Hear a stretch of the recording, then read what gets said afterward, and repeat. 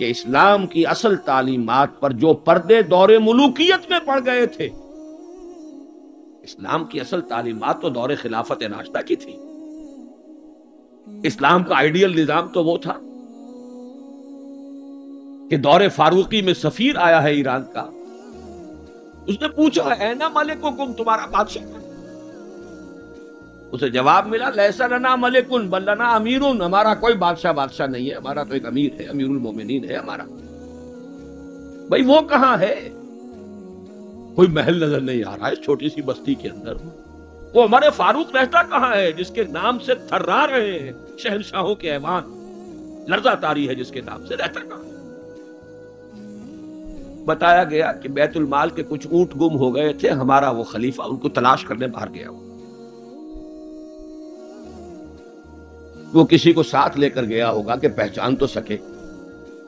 تو دیکھا کہ تھک گئے تھے حضرت عمر فاروق، صبح سے تلاش میں تھے، اونٹ نہیں ملے، تھک گئے، دھوپ تیز ہو گئی، تو ایک جھاڑی کے ذرا سائے میں استراحت فرما رہے ہیں، اپنا کوڑا اپنے سر کے نیچے رکھ. اس نے وہاں کھڑے ہو کر کہا اے عمر، تم انصاف کرتے ہو لہذا تمہیں کوئی خوف نہیں. ہمارے بادشاہ ظلم کرتے ہیں کہ جان کانپتی رہتی ہے، اونچی اونچی فصیلوں کے پیچھے بھی وہ لرزتے رہتے ہیں، انہیں باڈی گارڈز کی ضرورت ہے، ان کے لیے تو طرح طرح کی حفاظتوں کا سامان. یہ تھا نظام جو محمد عربی نے دیا صلی اللہ علیہ وسلم. دور ملوکیت میں تو پھر وہی ایوان سجے، وہی محل بنے، وہی چہیتی بیویوں کے لیے کروڑوں روپے کے مقبرے تعمیر ہوئے، محل بنے. جا کر دیکھ لیجیے الحمرا، دیکھ لیجیے جا کر محل. اب وہ محل ہیں لا یرا الا مساکنہم، وہ مسکن اور محل نظر آ رہے ہیں، ان میں بسنے والوں کا نام و نشان مٹ گیا. لیکن یہ کہ دور بنو امیہ میں تو پھر بھی ابھی اس طرح کے محل نہیں بنے تھے. دور بنو عباس میں آ کر تو ملوکیت جو ہے اپنی پوری شدت کے ساتھ اور پوری تمام شان و شوکت کے ساتھ تو دوبارہ جو ہے ظاہر ہوئی. تو یہ اسلام کی تعلیم پر جو پردے پڑے ہیں، جو سرمایہ داری پھر آ گئی، جاگیرداری پھر آ گئی، بہانوں سے سود کو جائز کیا گیا، بیع مؤجل کے حوالے سے ہی سود کے لیے راستے کھول دیے گئے، یہ سارے جاگیریں دی جا رہی ہیں، یہ سارا کا سارا نظام آ گیا. ظاہر بات ہے جسے سعودی ماڈل درکار نہیں، جسے ایرانین ماڈل منظور نہیں، وہ اس ماڈل کو کیسے پسند کرے؟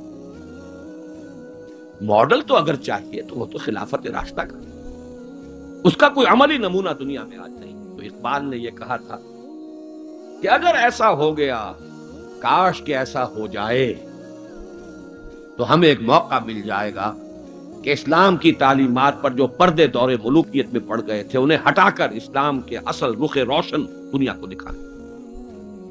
یہی بات قائد اعظم نے کہی تھی. ہمیں پاکستان اس لیے مطلوب ہے کہ عہد حاضر میں اسلام کے اصول حریت و اخوت و مساوات کا ایک نمونہ دنیا کے سامنے پیش کرتا ہے. یہ بات دوسری ہے، 45 برس بیت گئے شمسی حساب سے اور 46.5 برس بیت چکے ہیں قمری حساب سے، ابھی تو کہیں وہ مساوات اور حریت اور اخوت کہیں نظر نہیں آ رہے. وہ تو ایک قوم بھی کئی قومیتوں میں بٹ گئی، لسانی اور علاقائی اور صوبائی عصبیتوں کا دور ہے. ڈھونڈ اب اس کو چراغ رخ زیبا لے کر، وہ ایک قوم جو ہندوؤں کے مقابلے میں ایک قوم بن گئی تھی، اب تو وہ تحلیل ہو چکی، اس کا کوئی وجود ہی نہیں. میں بہرحال اس مرثیے پر زیادہ وقت صرف نہیں کرنا چاہتا. اس وقت عرض یہ کرنا ہے، آج کے انسان کی اصل ضرورت ایک ماڈل. زبانی کلامی بات کوئی قبول نہیں کرے. خلافت راشدہ کی مدح کریں گے، وہ کہیں گے پدرم سلطان بود، تو راچے تم کیا، اپنی شکل دیکھو، تم کیا، تم تو ہم سے بدتر ہو، تمہارے ہاں ڈسکریمنیشن. سید زیادہ تو سید زیادہ ہے ہی ہے، اونچائی ہے، اخلاق کا کتنا ہی پست ہو، اور یہ مسلی یہ تو ہے ہی نیچ، چاہے اخلاق اور کردار میں کتنا ہی اونچا ہو جائے. یوں تو سید بھی ہو، مرزا بھی ہو، افغان بھی ہو، تم سبھی کچھ ہو، بتاؤ تو مسلمان بھی ہو. تمہارا تمدن، تمہاری تہذیب، تمہارا نظام بدترین نظام. بڑے پیارے اشعار کہے علامہ اقبال نے، کہلوائے تو ہیں ابلیس کی زبان سے، اصل میں اس کے پردے میں پیغام اپنا دیا ہے۔ اور ان کی یہ نظم جو ہے ابلیس کی مجلس شورا، ان کے انتقال کے بعد چھپی ہے، یہ آخری دور ہے ان کا۔ اس لیے میں کہا کرتا ہوں کہ اقبال کا پیغام اگر دیکھنا ہو امت مسلمہ کے نام، تو یہ نظم جو ہے ابلیس کی مجلس شورا، یہ ان کا آخری پیغام۔ یہ ظاہر بات ہے کہ وہ کوئی نبی تو نہیں تھے، معاذ اللہ، عام انسان تھے، ذہنی ارتقاء کے مختلف مراحل سے گزرے، تو ان کا ارتقاء جہاں تک ہوا ہے اس کی آخری صورت جو ہے وہ نظم ہے کہ جو ارمغان حجاز میں شامل ہے۔ جانتا ہوں میں یہ امت حامل قرآن نہیں، ہے وہی سرمایہ داری بندہ مومن کا دین۔ جانتا ہوں میں کہ مشرق کی اندھیری رات میں بے ید بیضا ہے پیران حرم کی آستی۔ عصر حاضر کے تقاضاؤں سے ہے لیکن یہ خوف، یہ ابلیس کہہ رہا ہے، عصر حاضر کے تقاضاؤں سے ہے لیکن یہ خوف، ہو نہ جائے آشکارا شرع پیغمبر کہیں۔ الحذر، آئین پیغمبر سے 100 بار الحذر، حافظ ناموس زن، یہ ہے معاشرت، مرد آزما مرد آفرین۔ موت کا پیغام ہر نوع غلامی کے لیے، نہ کوئی فغفور و خاکہ نہ گدائے رہنشین۔ کرتا ہے دولت کو ہر آلودگی سے پاک و صاف، منعموں کو مال و دولت کا بناتا ہے امین۔ اس سے بڑھ کر اور کیا فکر و عمل کا انقلاب، بادشاہوں کی نہیں اللہ کی ہے یہ زمین، یہ ہے انقلاب۔ چشم عالم سے رہے پوشیدہ یہ آئیں تو خوب، ابلیس کہہ رہا ہے نا، چشم عالم سے رہے پوشیدہ یہ آئیں تو خوب، یہ غنیمت ہے کہ خود مومن ہے محروم یقین۔ یہ ماڈل آج کے انسان کی اصل ضرورت ہے۔ اب میں آپ کو بتاتا ہوں نبی اکرم صلی اللہ علیہ وسلم نے یہ ماڈل دیا کہ نہیں دیا۔ حضور صلی اللہ علیہ وسلم کا یہ ماڈل آج دنیا کا ہر باشعور انسان یہ ماننے پر مجبور ہے کہ آئیڈیل ماڈل، بدترین دشمنوں نے اقرار کیا۔ ایم این رائے 1920 میں لیکچر دیا اس نے، ہسٹوریکل رول آف اسلام، لاہور میں دیا، وہ کتاب اب بھی بھارت میں چھپتی ہے۔ اس نے کہا کہ تاریخ انسانی کا عظیم ترین انقلاب وہ ہے جو محمد نے برپا کیا۔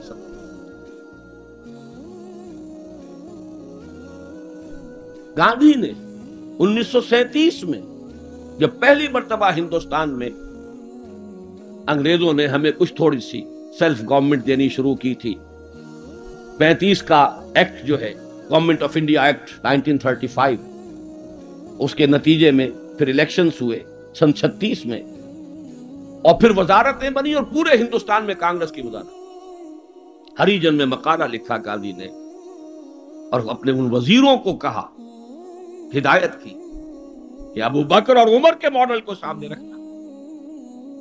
میں تمہارے سامنے ابو بکر اور عمر کی مثال پیش کروں۔ مجھے ایک واقعہ اور یاد آیا ہے، یہ تو چیز چھپی ہوئی ہے، ہریجن کا مقالہ ہے، اس کو تو کوئی شخص ویریفائی کر سکتا ہے۔ ایک واقعہ جو ہے یہ ایک روایت ہے۔ میں جب پہلی مرتبہ حیدرآباد دکن گیا تھا، یہ آج سے کوئی 10 سال پہلے کی بات ہے، وہاں ایک مولانا ابوالکلام آزاد انسٹیٹیوٹ ہے، اس میں میری ایک تقریر تھی، کھچا کھچ بھرا ہوا ہال۔ ایک صاحب جو گورنر رہے تھے، پرانے کانگریسی، بوڑھے 80 برس کی عمر کے گورنر رہے تھے بہار کے، بھی نام مجھے اس وقت ذہن سے اتر گیا ہے، وہ ان کی صدارت تھی۔ وہاں میں نے تقریر کی مولانا ابوالکلام آزاد مرحوم کے ایک زندگی کے بارے میں، اب اس کا تفصیل میں یہاں بیان نہیں کروں گا۔ تو ایک صاحب جو وہاں ریٹائر ہوئے تھے عثمانیہ یونیورسٹی سے as head of the political science department, وہ مجھ سے ملے۔ انہوں نے ایک تو مجھے یہ کہا کہ آج تک ابوالکلام کے بارے میں اگرچہ میں نے 20 لوگوں کو پی ایچ ڈی کرا دی ہے مولانا ابوالکلام آزاد کی زندگی اور ان کے خیالات، افکار، نظریات، ان پر 20 کو میں نے پی ایچ ڈی کرائی اپنی نگرانی میں، لیکن اتنا کلیئر کانسیپٹ میرے سامنے ابوالکلام کا آج تک نہیں تھا۔ اور وہ 2 جملے میں بیان کر دیتا ہوں۔ میں نے یہ کہا کہ ابوالکلام کی زندگی کے 2 دور تھے، 1912 سے لے کر کا اور 1920 تک کا ابوالکلام، یہ تسلسل تھا تحریک شہیدین کا. سید احمد بریلوی رحمت اللہ علیہ اور شاہ اسماعیل شہید رحمہ اللہ، ان کی جو تحریک جہاد تھی اس کا معنوی تسلسل ہے ابوالکلام الہلال اور البلاغ والا. لیکن پھر 1920 میں اس نے ہمت ہار دی، ماحول سے تعاون نہیں ملا، مخالفت ہوئی علماء کی طرف سے. اس کھاتے کو بند کر کے حزب اللہ کا کھاتے، حکومت الہیہ کے قیام کی جدوجہد، یہ چیپٹر کلوز کیا ابوالکلام.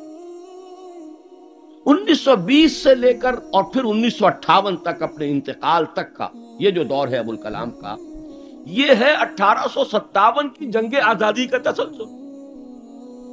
اگر آپ کے ذہن میں اپنی پچھلی صدی کی یہ دو تحریکیں ہوں، 1930 کی جو تحریک تھی، 1830 کی، 1826 سے لے کر 1831 میں پھر شہادت ہوئی بالا کوٹ میں، یہ جو تحریک تھی اس کا تسلسل ہے الہلال اور البلاغ والا ابوالکلام. 1857 میں جنگ آزادی تھی، انگریز کے خلاف بغاوت، اسے غدر کہتے تھے، اب جنگ آزادی کہتے ہیں. انگریزی دور میں ہم نے جب تاریخ پڑھی تھی تو وہ غدر کے نام سے تھی.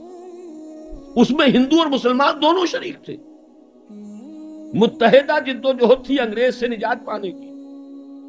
تو ابوالکلام کی 1920 کے بعد سے لے کر باقی زندگی جو ہے وہ در حقیقت مانوی تسلسل ہے اس جنگ آزادی کا جو 1857 میں لڑی گئی اور ناکام ہو گئی. ناکام تو وہ بھی ہو گئی، تحریک شہیدین بھی ناکام، 1857 کی جنگ آزادی بھی ہو گئی. بہرحال انہوں نے ایک بات تو یہ بتائی، اور مجھے اصل میں جو یاد آیا تھا معاملہ وہ ان کے ایک اور قول کا تھا. 1917 میں وہ کہتے ہیں کہ میں علی گڑھ میں پڑھتا تھا. اس وقت تک وہ صرف ایک کالج تھا، ابھی یونیورسٹی نہیں بنا تھا، اور ہاسٹل میں رہتا تھا. تو ایک روز شور مچ گیا، گاندھی جی آئے، گاندھی جی آئے، گاندھی جی آئے. گاندھی ابھی نئے نئے آئے تھے ساؤتھ افریقہ سے، اور وہ گویا کہ انڈیا کے پولیٹیکل ہورائزن پر ابھی وہ ایک رائزنگ سن کی حیثیت سے تھے. شور مچ گیا، گاندھی جی آئے، گاندھی جی آئے. خیر وہ ہم نے ان کو گھیر لیا، کہا کچھ خطاب کیجیے. تو کہا خطاب نہیں، میں تو صرف دیکھنے آیا تھا. اور وہ گیا تھا، پہلے حاضری دی تھی سر سید کے قبر پر. پھر اس نے کہا میں آپ لوگوں کو ایک تو خوشخبری دیتا ہوں، آپ کے کالج کے یونیورسٹی بننے کا فیصلہ ہو گیا ہے، چارٹر آپ کی یونیورسٹی کا منظور ہو گیا ہے. آپ کو معلوم نہیں ہوگا، میں آپ کو خوشخبری دے رہا ہوں. لیکن ایک بات میں آپ سے اور کہتا ہوں، لوگ ہمت پر خوش ہو، اگر آپ کا کالج یا آپ کی یونیورسٹی ایک عمر پیدا کر دے تو بہت بڑا احسان ہوگا نو انسان. لیکن مجھے یقین ہے آپ عمر پیدا نہیں کر سکتے، اس لیے کہ میں آپ کے ہاسٹلوں میں چکر لگا چکا ہوں، وہاں قالین بچھے ہوئے، وہاں عیش اور آسائش کے سامان. اس ماحول میں عمر پروان نہیں چڑھتا. میں یہ سمجھتا ہوں کہ علامہ اقبال نے جو اشعار لکھے ہیں، شاید یہ واقعہ ہی ہو کہ جو اس کی تحریک بنا. تیرے صوفے ہیں افرنگی، تیرے قالی ہے ایرانی، لہو مجھ کو رلاتی ہے جوانوں کی تناسانی. تو معلوم ہوا کہ یہ عمر کا وہ مقام گاندھی کی نگاہ میں تھا. اور پھر سن 1937 میں 20 برس بعد وزیروں کو کہا ہے کہ ابو بکر اور عمر کو اپنے سامنے ماڈل کی حیثیت سے رکھو. ایچ جی ویلز نے کہا اگرچہ حضور کی ذاتی زندگی پر، خاص طور پر ازدواجی زندگی پر بڑے رقیق حملے کیے، لیکن پھر اس نے جب حجۃ الوداع کے ذکر پر آتا ہے concise history of the world میں، اس کا پرانا آپ کو کوئی ایڈیشن تلاش کرنا ہوگا، نئے ایڈیشن میں سے یہ پیسیجز نکال دیے ہیں نئے ایڈیٹرز نے. لیکن یہاں کی یونیورسٹی سے میں نے نکلوا کر ایک دفعہ ویریفائی کیا تھا، چونکہ مجھے تو بہت پرانے یہ الفاظ یاد تھے، لیکن پھر میں نے انہیں تازہ کیا کراچی یونیورسٹی کی لائبریری سے. اس میں وہ لکھتا ہے، وہ حضور کے خطبے کے الفاظ نقل کر کے، لا فضل لعربی علی عجمی ولا لعجمی علی عربی ولا لاحمر علی اسود ولا لاسود علی احمر الا بالتقوی کلکم بنو آدم وآدم من تراب. اس کا ترجمہ دے کر پھر لکھتا ہے کہ اگرچہ ہیومن فریٹرنیٹی، فریڈم اور ایکویلٹی کے سرمنز تو پہلے بھی بہت کہے گئے تھے، جیزس آف نزارت کے ہاں، حضرت مسیح کا تذکرہ کرتا ہے، جیزس آف نزارت کے ہاں بھی سرمنز تو بہت تھے، لیکن یہ ماننا پڑتا ہے کہ تاریخ انسانی میں پہلی مرتبہ محمد نے ان اصولوں پر ایک معاشرہ قائم کر کے دیا. اس سے بڑا ٹریبیوٹ کیا ہو؟ اور دشمن ہے، ذاتی اعتبار سے حملے کر رہا ہے، رقیق حملے کر رہا ہے، استہزاء کر رہا ہے یہ تعدد ازدواج، لیکن یہ بات ماننے پر مجبور ہے کہ انسانی تاریخ میں پہلی مرتبہ انسان کی حریت، اخوت اور مساوات کے اصولوں پر مبنی ایک نظام قائم کیا محمد صلی اللہ علیہ وسلم. اور نوٹ کیجئے یہی 3 الفاظ قائد اعظم نے استعمال کیے تھے. ہم پاکستان اس لیے چاہتے ہیں کہ عہد حاضر میں اسلام کے اصول حریت و اخوت و مساوات کا ایک نمونہ دنیا کو دکھا. اسی طرح پھر ڈاکٹر مائیکل ہارٹ کی دی 100 مشہور کتاب ہے. بہرحال یہ ماڈل، یہ رحمت محمد الرسول اللہ صلی اللہ علیہ وسلم انسان کو عطا کر چکے ہیں، اور اپنے تو بہرحال مدح کریں گے ہی. اپنوں کی تو آنکھ محبت اور عقیدت کی آنکھ ہے، لیکن میں نے یہ گواہیاں دی ہیں اغیار کی، دشمنوں کی. اب آئیے دوسری آیت کی طرف. لقد کان لکم فی رسول اللہ اسوۃ حسنہ. یہاں خطاب ہو رہا ہے تمہارے لیے اللہ کے رسول کی زندگی میں، اللہ کے رسول کی شخصیت میں ایک عمدہ نمونہ ہے. پہلے تو غور کیجئے لکم سے مراد کیا ہے.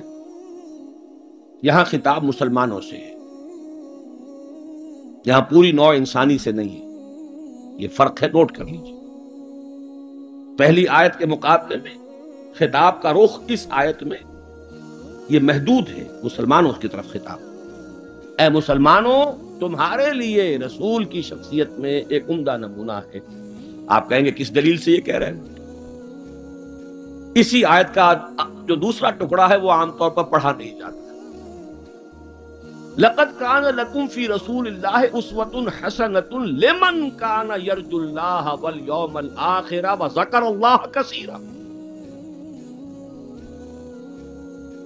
اس شخص کے لیے اسوہ ہے حضور کی زندگی اور شخصیت جو 3 شرطیں پوری کرے. جیسے کہ قرآن مجید خود اپنے بارے میں کہتا ہے ہدی للناس شہر رمضان الذی انزل فیہ القرآن ہدی للناس وبینات من الہدی والفرقان. لیکن سورہ بقرہ ہی کے شروع میں کہتا ہے ہدی للمتقین. ستیارتھ پرکاش کے مصنف نے سوامی دیانند سرسوتی نے تو اعتراض کیا تھا اس پر.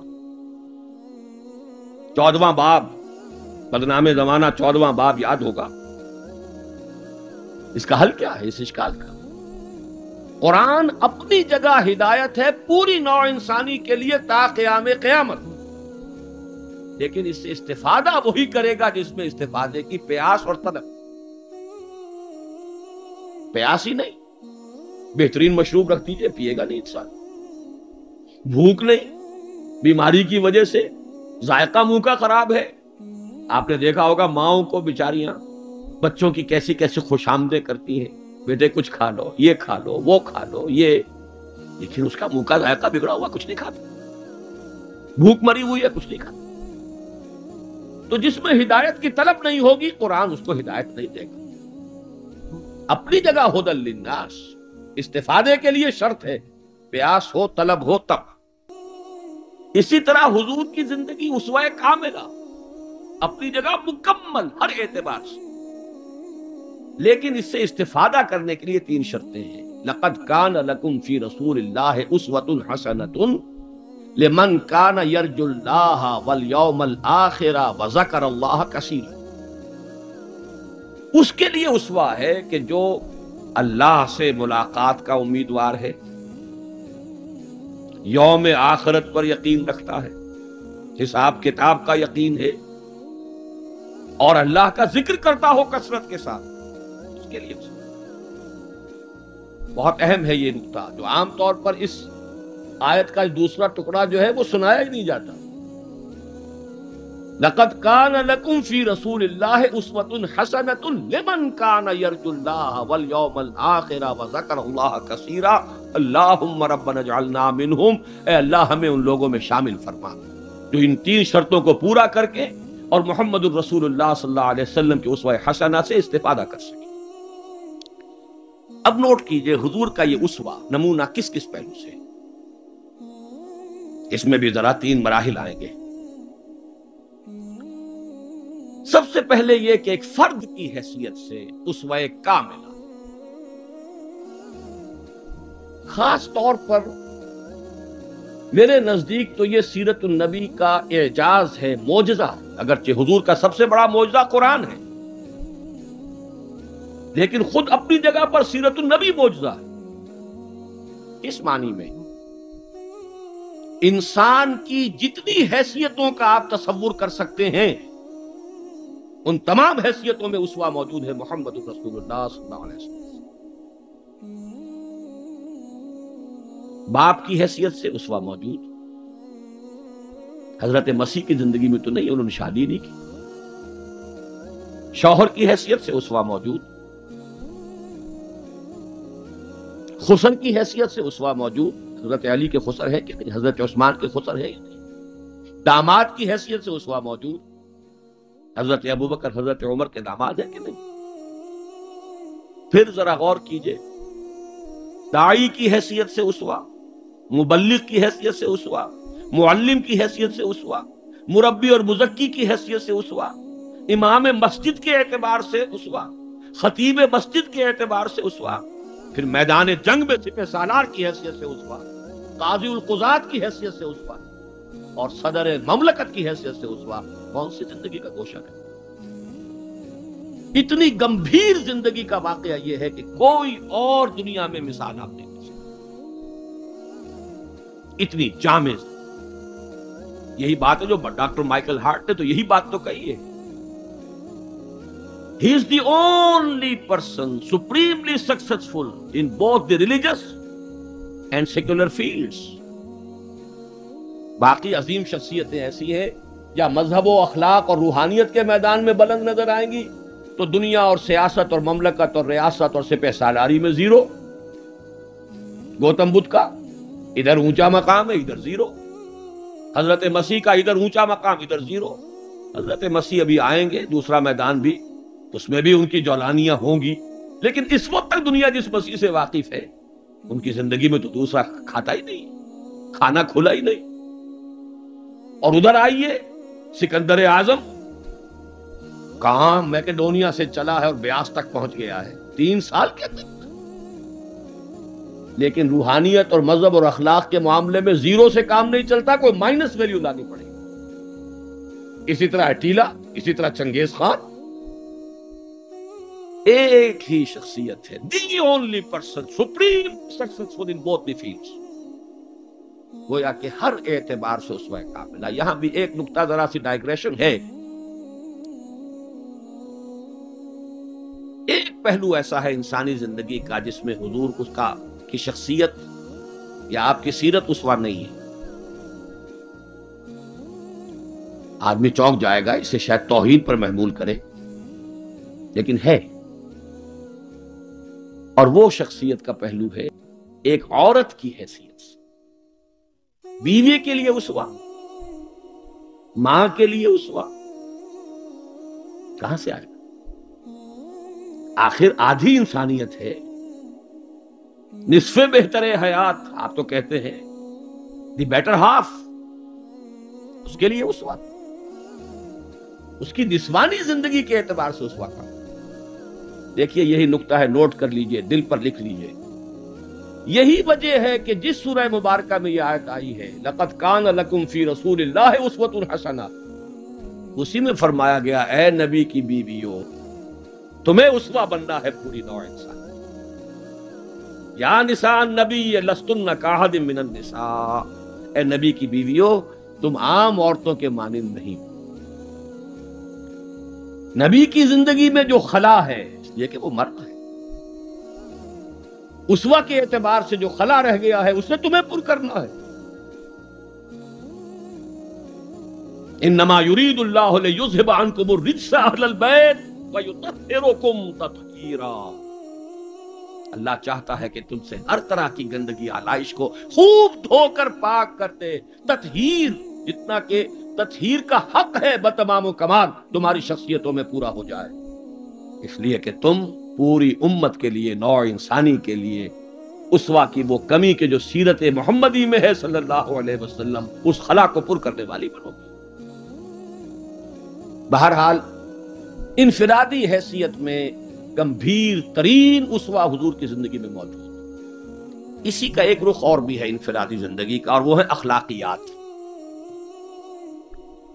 حضور کا اپنا قول ہے، انما بعثت لاتمم مکارم الاخلاق، مجھے اس لیے بھیجا گیا ہے، مبعوث کیا گیا ہوں تاکہ اخلاق کی بہترین جو بلندیاں ہیں ان کی تکمیل کروں، اتمام کروں۔ اس کا مفہوم کیا ہے، اس کو سمجھ لیجیے۔ علیحدہ علیحدہ انڈیویجول ایتھیکل ویلیوز، اخلاقی قدریں مختلف انبیاء کی زندگی میں اپنے نقطۂ عروج کو پہنچ چکی۔ صبر میں حضرت ایوب سے آگے کس کا مقام ہوگا؟ ان کے تو نام کا جز ہے ایوب صابر، محاورہ ہے صبر ایوب۔ تسلیم میں حضرت اسماعیل سے آگے کون جائے گا، جو گردن رکھ رہا ہے، ابا جان چلائیے چھری، ستجدنی انشاءاللہ من الصابرین۔ سر تسلیم خم ہے، جو مزاج یار میں آئے، اس سے کوئی اونچا مقام ہوگا؟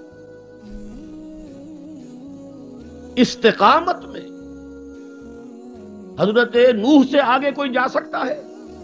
950 برس کس پر آئے؟ 950 برس۔ فلبث فیہم 1000 سنۃ الا 50 عاما۔ دعوت اور تبلیغ میں استقامت سے اس سے آگے تو کوئی مقام ممکن نہیں۔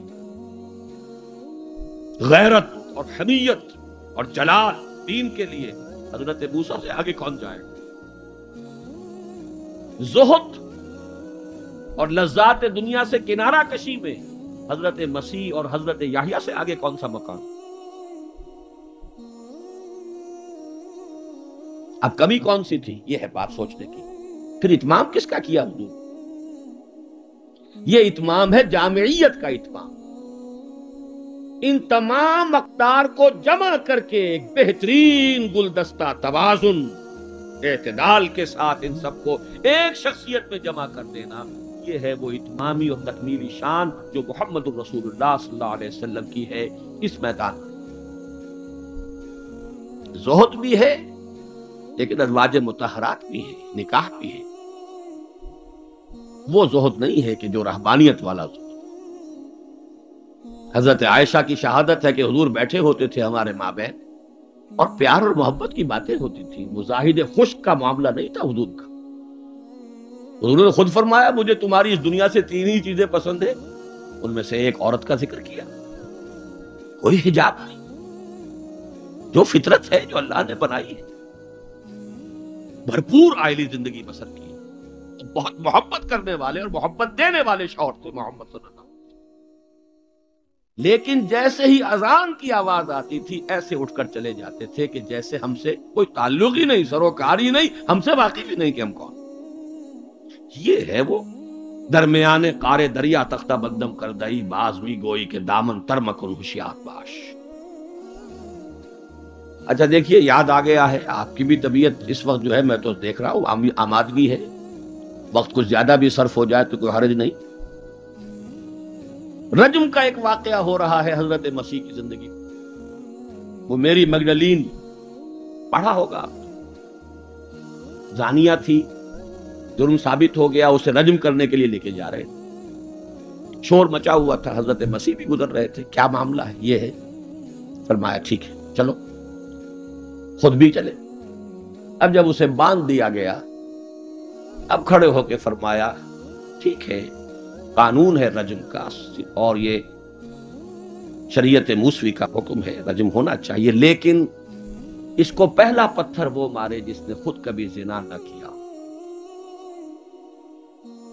میں کہتا ہوں حیرت ناک بات ہے یہ کہ اتنی شرافت ان لوگوں میں تھی کہ ایک ایک جو ہے وہاں سے کھسکنا شروع ہو گیا، مجمع چھٹ گیا۔ یہ ایک رخ ہے زندگی کا۔ حضور کی شخصیت میں اب آپ کو 2 رخ جمع ملے۔ وہ غامدیہ خاتون آئی ہے، اس نے کہا حضور مجھ سے وہ خطا ہو گئی، مجھے پاک کر دے۔ حضور نے پوچھا کہ کہیں تو حمل تو نہیں ہے؟ جی حمل بھی ہے۔ تو جاؤ، جرم تمہارا ہے، اس جان کا کیا جرم ہے جو تمہارے پیٹ میں ہے؟ وضع حمل کے بعد اب آئی ہے وہ وضع حمل کے بعد، بچہ گود میں ہے۔ حضور وہ مرحلہ طے ہو گیا، اب مجھے پاک کر دیجئے، رجم کر دیجئے، میں پاک ہو جاؤں، دنیا کی سزا میں بھگت ہوگی، آخرت میں اللہ مجھے۔ فرمایا ابھی تو اس بچے کی زندگی تمہارے ساتھ وابستہ ہے، جاؤ دودھ پلاؤ۔ کچھ دنوں کے بعد پھر آئی ہے، بچے کے ہاتھ میں روٹی کا ٹکڑا ہے، کھا رہا ہے۔ فرمایا ہاں اب ٹھیک ہے، لے جاؤ اس کو رجم کر دو، اللہ کا حکم ہے۔ لا تاخذکم رافت فی دین اللہ ولا تاخذکم بہما رافت فی دین اللہ۔ اللہ کا حکم ہے، کرنا ہوگا، چاہے اپنے سینے پر پتھر رکھنا پڑے، رجم کرنا ہوگا۔